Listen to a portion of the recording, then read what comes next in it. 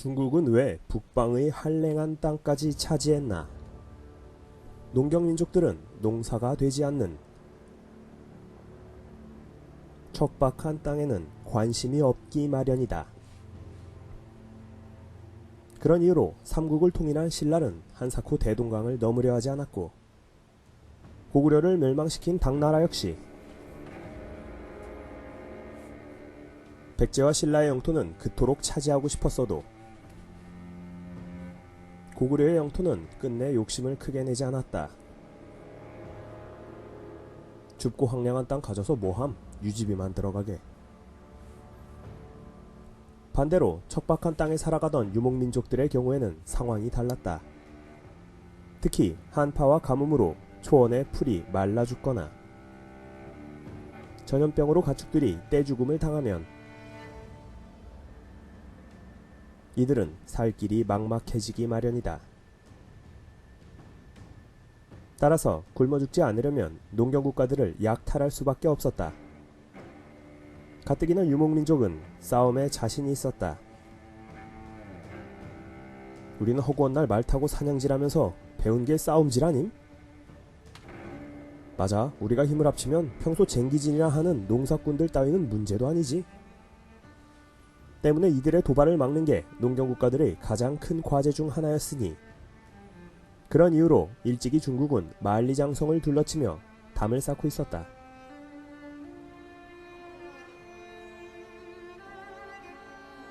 하지만 배고픈 유목민들은 그런 장성을 어떻게든 뚫고서라도 쳐들어왔으니 이때 물건을 훔치고 초원으로 돌아가는 경우도 있었으나, 그냥 눌러앉아 내친 김에 새로운 왕조를 세우고 풍요로운 농경 문명을 만끽하는 경우도 있었다. 5호 16국 요, 금, 원, 청 모두 그런 경우라는. 그러다 보니 장성 밖의 유목민족들의 땅은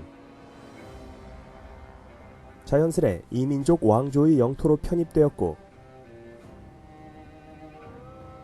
12세기 당시 금나라의 영토를 보여준다. 그런 이유로 농경민족이 평소 쳐다보지도 않았던 척박한 영토까지 모두 중국 제국의 영토로 포함되곤 했던 것이다. 13세기 원나라의 영토를 보여준다. 여기서 재밌는 사실이 있다. 이때 세워진 이민족 왕조들의 수도는 항상 북경이었다는 것이다. 요, 금, 원, 청 모두 예외 없이 수도는 북경이었다. 역대 중국 왕조의 수도였던 곳들을 보여준다. 왜 그랬던 것일까? 북경은 연평균 강수량이 500mm 정도로 유목문화와 농경문화의 접경지였음. 그래서 수도를 한족이 사는 동네 한가운데 둘 수는 없잖아. 그래서 전략적으로 건설했던 곳이 북경이었음. 다만 유목민족들 중 가장 보수적이었던 몽골인들은 화북지방을 점령한 후 50년이 지나서야 수도를 북경으로 옮긴다. 쿠빌라이, 초원의 카라코룸은 제국의 수도가 되기에는 주변 인구도 적고 물자도 부족하고, 이런 이유로 앞으로 수도를 대도로 옮기겠다는 대도는 현재의 북경이다. 카라코rum은 북경 천도 이후 여름 수도로 이용되었다. 한편 북경은 수나라 때 만들어진 대운하의 북쪽 기점이기도 하다. 여기에 몽골인들은 북경에서 바다로 나가는 운하를 또 뚫고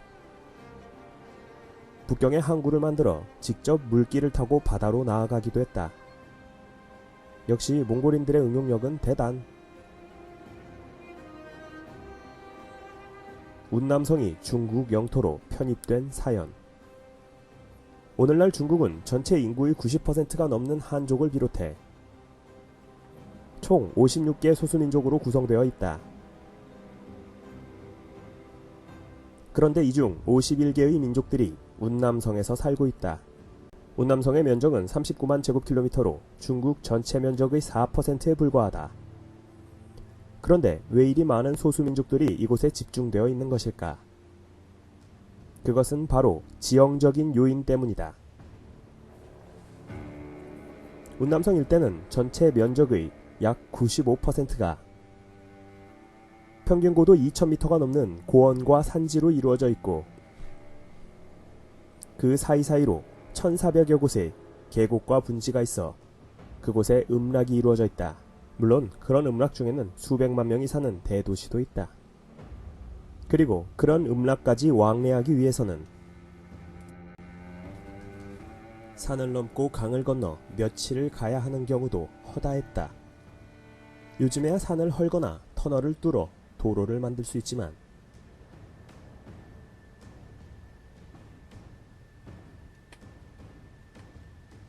20세기 이전에는 길을 내는 것조차 어려운 곳이었다. 그럴으니 이런 험준한 환경에서 통일된 국가를 세운다는 것은 결코 쉬운 일이 아니었다. 물론 운남성에도 남조, 대리 등의 나라가 있었다. 다만 이들은 중앙집권 체제가 아닌 부족 연합 수준에 가까웠다. 대리석의 명칭도 이곳의 특산물에서 유래되었다. 지형적인 특성상 내부 통합이 어려웠기 때문에 연맹체제는 어쩔 수 없는 일이었다.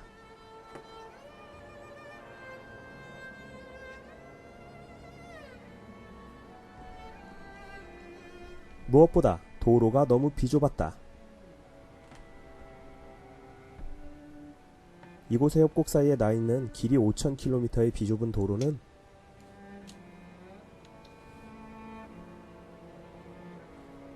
새 또는 쥐나 겨우 지날 수 있다고 해서 조로서도라고 부르던지, 사천성의 차와 토번에 말이 교환되는 곳이라 해서 차마고도라 불렀다는, 그런 비좁은 도로를 뚫고 수천 수만의 군대가 쳐들어오기란 쉽지 않았다. 그렇기 때문에 유독 운남성에는 정체성을 지키며 살아가는 소수민족들이 많은 것이다. 하지만 놀랍게도 이런 험준한 땅에 군대를 파견하고 복속시킨 이들이 있었으니 바로 세계 정복의 야심을 가졌던 몽골 군대였다. 무려 해발 4000m의 산을 타고 쳐들어왔던 것이다. 뜨아.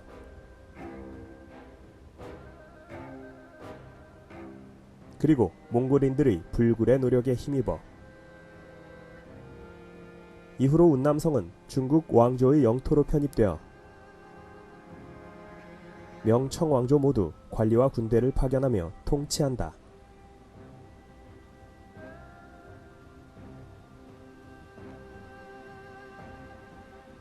티벳의 복속.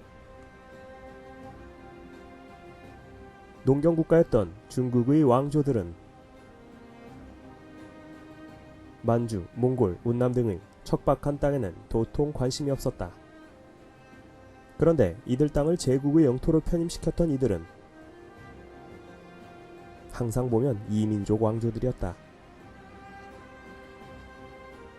땅은 일단 먹고 보는 거야. 그래야 나중에 말썽이 안 생김. 티벳 역시 마찬가지였다. 척박하고 험준하기로 따지면 만주 몽골 운남에 결코 뒤질 바가 아니었다. 세계의 지붕이라고도 불리는 티벳 고원은 해발 고도만 평균 4500m다. 헐, 백두산은 감히 명함도 못 내밀겠군.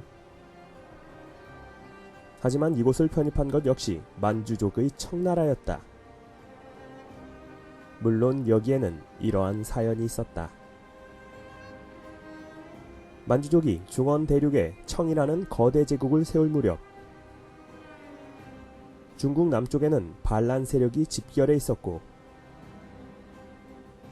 이들은 타도 만주족이라는 기치 아래 티벳, 몽골, 그리고 대만의 해적들과 손을 잡고 합심하여 청나라를 공격하고자 하였다. 오삼계 모두 힘을 합하면 만주족에게 이길 수 있다는, 이때 재밌는 것은 이런 합심 공격에 조선도 끼어들고자 했다는 것이다. 때문에 청나라의 강희제는 이들 반란 세력을 차례로 박살내면서 겸사겸사 영토 확장까지 단행했던 것이다. 이것들을 아예 복속시켜 나라를 없애버려야만 후한이 안색이지. 따라서 반란군의 수장이던 오삼계라는 인물이 티벳, 몽골, 대만 등을 꼬시지 않았더라면 청나라가 애써 이들 지역으로 원정군을 보낼 리 없었을 테고, 그러면 지금쯤 티벳, 대만, 신장성 일부는 독립국으로 존재했을 가능성도 높았다.